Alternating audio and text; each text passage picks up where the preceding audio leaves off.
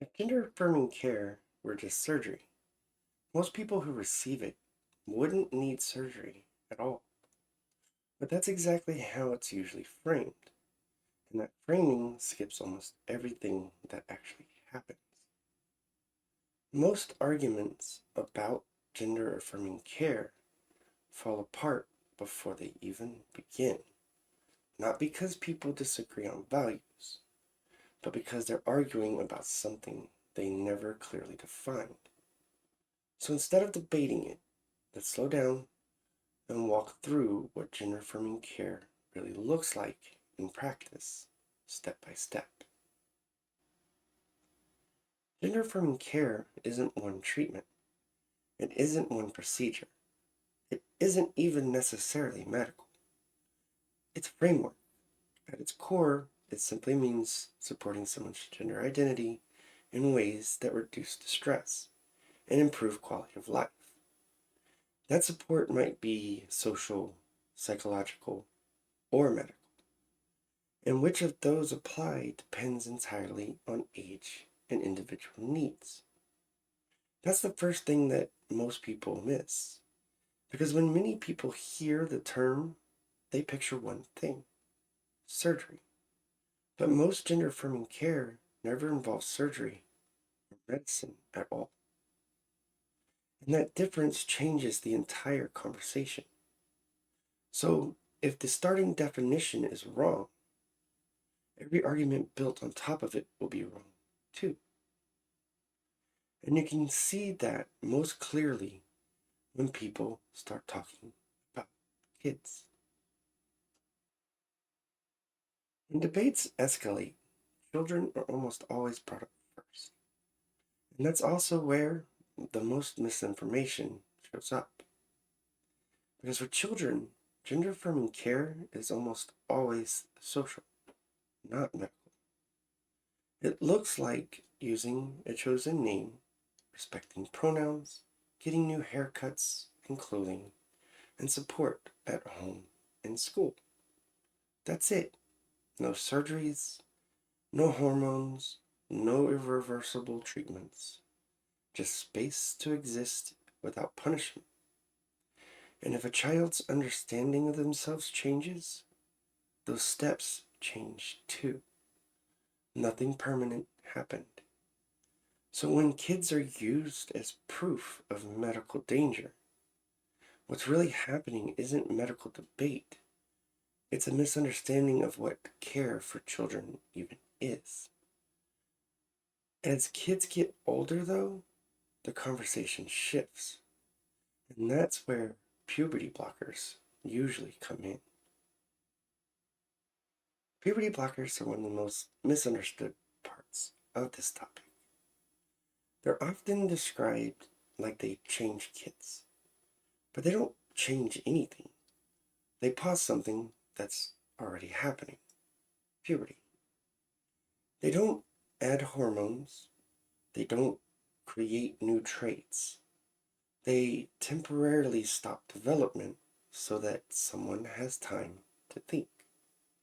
Time for therapy, time for certainty, and time to avoid changes that would be much harder to reverse later. And if the medication is stopped, puberty resumes. That's been observed repeatedly. These medications have also been used safely for decades on non-trans kids with early puberty. So blockers aren't new or experimental. They're a familiar medicine that suddenly sounds scary when people change the context. So again, the fear usually comes from framing, not function. Actual medical changes, when they happen, come later and much more slowly than people assume. Hormones aren't a starting point. They're considered after careful evaluation, persistent dysphoria, medical screening, informed consent, and ongoing monitoring. And they aren't given to young children. They're treated like any other long-term medication, adjusted over time, tracked, and supervised. Surgery is even further down the path. and it's rare, especially for minors. It usually happens in adulthood after years of consideration, with evaluations, consent, medical necessity. In other words, this isn't rushed medicine. It's slow, deliberate, and regulated. But public conversation almost always skips those slower realities and jumps straight to the rarest, most dramatic examples, because extreme stories spread faster than ordinary ones. So if this care isn't reckless or impulsive, why does it exist at all? Healthcare decisions aren't made based on ideology. They're made based on outcomes. Does something reduce distress? Does it improve quality of life? For many people, individualized, gender-affirming care does exactly that.